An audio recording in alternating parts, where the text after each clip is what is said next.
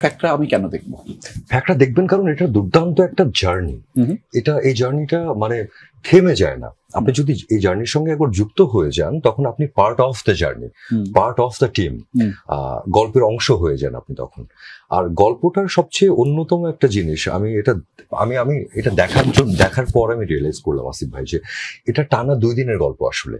2 দিন 2টা রাতের গল্প, মানে 2 রাত 1 দিন। হ্যাঁ, 2 রাত 1টা দিনের গল্প আসলে এরকম। তো এরকম একটা টান সময় এবং ফ্যাকড়াগুলো আমাদের জীবনের সঙ্গে খুবই ওতপ্রোতভাবে জড়িত কোনো না কোনো ভাবে। আমাদের জীবনের সঙ্গে আমাদের চেনা মানুষগুলোর সঙ্গে এ ধরনের ঘটনাগুলো ঘটে, আমাদের চারপাশে ঘটে যায় আসলে। আমরা না চাইতেও অযাচিত ভাবে অনেক ধরনের ফ্যাকড়ায় পড়ে যায় এবং সেটাই আমার কাছে মনে হয় যে অনেক রেলেভেন্ট হবে মানুষের জন্য।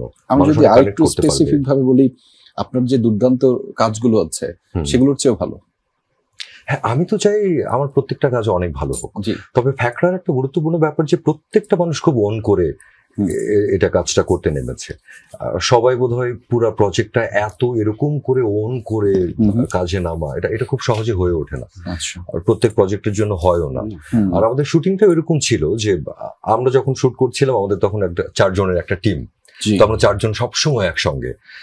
আমাদের 4 জনের সঙ্গে আবার অন্যান্য ক্যারেক্টার্স এর দেখা হচ্ছে, প্রিয়মের দেখা হচ্ছে, শ্যামল ভাইয়ের দেখা হচ্ছে, রিপন ভাই আসছেন, হাসনাত রিপন, নিশি আসছেন, আর অন্যান্য ক্যারেক্টারের সঙ্গে আমাদের দেখা হচ্ছে। তো একটা মানে আমার কেন জানি মনে হচ্ছিল যে প্রত্যেকটা ক্যারেক্টার, প্রত্যেকটা মানুষ এত ইনভলভড। আর জুলাই অগাস্টের পর আমি শুটিংতে আসছিলাম যে আপনারা যখন শুটিং এর সময়টা আমি শুনছিলাম বিভিন্ন ইন্টারভিউতে আপনাদের দেয়া যে সেই সময়টা একটু চ্যালেঞ্জিং ছিল। তবে আমি একটু নিশাত প্রিয়ম আপনার কাছ থেকে শুনতে চাই যে ফ্যাকড়া আমি কেন দেখবো? আপনার গল্প বলে নিশাত প্রিয়ম আছে তাই নাকি? এটা তো অবশ্যই নিশাত প্রিয়ম বলে অবশ্যই দেখতে হবে ফ্যাকড়া। আর ফ্যাকড়া এই কারণেই দেখবেন কারণ ফ্যাকড়া এমন একটা গল্প যেখানে আসলে আপনি গল্প বলে প্রচুর পরিমাণে এক্সাইটমেন্ট পাবেন। এক জায়গায় ইটস আ লাভ স্টোরি এবং এখানে ট্যাগলাইনও আছে যে প্রেম ও প্রতিশোধের গল্প। তো সেই জায়গা থেকে এই ওয়েব সিরিজটা আমরা তো নর্মালি অনেক ওয়েব সিরিজ করেছি এবং অনেক ভালো ভালো ওয়েব সিরিজ হচ্ছে এখন, বাট প্রত্যেকটাই কিন্তু কোনো একটা সিলেক্টিভ একটা ধরেন এলিমেন্টের উপর বেস করে কিন্তু গল্পগুলোকে রান করা হয়। বাট ফ্যাকড়াতে আপনি সবকিছু পাবেন এখানে, love, crisis, relationship, up and down, আপনি মনে করেন রিভেঞ্জ, থ্রিল, ম্যাসাকার, এভরিথিং এই একটা সিরিজে আছে। এবং এখন অবধি যত মানুষ অডিয়েন্স দেখেছে একটাই কথা বলেছে, এত তাড়াতাড়ি শেষ হয়ে গেল কেন? তো সেই জায়গা থেকে উই আর সাকসেসফুল যে আমরা এত কষ্ট করে কাজটা করেছি। আর পাশাপাশি আমাদের জীবনে তো কোনো না কোনো ভাবে প্রতিদিনই ফ্যাকড়ামও লেগেই থাকে। তো ফ্যাকড়াতে আমরা যারা সবাই একসাথে কাজ করেছি, আমরা 7 জন প্রোটাগনিস্ট কাজ করেছি, দেখা গেছে যে প্রত্যেকেরই না কোনো একটা ব্যাক স্টোরি আছে, তাদের আলাদা কোনো ক্রাইসিস আছে, জার্নি আছে, সেখান থেকেই ফ্যাকড়াটা। তো যখন মানুষ দেখবে ডেফিনেটলি নিজের লাইফের সাথে সেটা রিলেট করতে পারবে। একদমই তাই।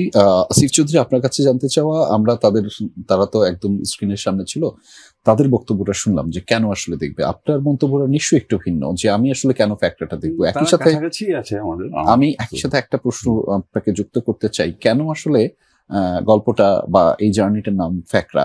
আপনি একটা ইন্টারভিউতে বলেছিলেন, কিন্তু আমি আরেকটু বিশদভাবে শুনতে চাই।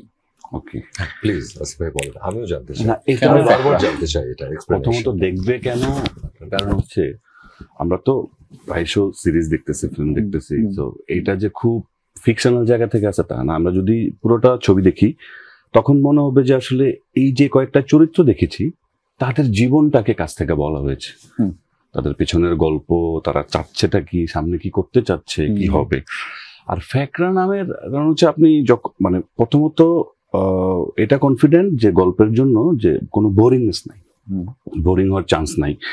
আর প্রতিটা জায়গায় মানে সিরিজে তো এমনি একটু চাপ থাকে, নতুন করে পাকা গোজানো, নতুন করে টানা আটকানো। এই গল্পটাতে আসলে প্রতিটা পদে পদে ঝামেলা তৈরি হয়, আবার সেই ঝামেলা থেকে ওভারকাম করে, আবার ঝামেলায় পড়তেছে, আবার ঝামেলা হচ্ছে। সো এই ঝামেলা আসলে এপিসোড 7 পর্যন্ত শেষ হয়নি আসলে। সো ওই জায়গা থেকে ফ্যাকড়া আমরা আবিধানিক বাংলা শব্দটাকে নিয়ে বলি আর কি, ঝামেলা, কি ফ্যাক্টর শুরু করছি, কি ক্যাচাল লাগলো ওই জায়গায়। আপনি কি কনফিডেন্ট ছিলেন যে আমি এই নামটাই রাখবো নাকি আপনার অপশন? কনফিডেন্ট ছিলাম বলতে এটা তো আসলে আমাদের 8 নাম্বার নাম। সো আমাদের এর আগে 8টা নাম হয়েছে, যেটা মনে হয়েছে যেন ওয়ার্ক করতেছেন। এটা প্রথম যখন আমার রাইটারের কাছ থেকে আসে, সেটার নাম চেয়েছিল হচ্ছে রেসিপি ফর লাভ। সো এটা আমার মধ্যে ওয়ার্ক করে না। আমি বললাম সেটা তো ট্যাগলাইন নিতে পারে যে ফ্যাকরা দ্য রেসিপি অফ লাভ। ওকে, থেকেই ফ্যাকরাতে যাওয়া।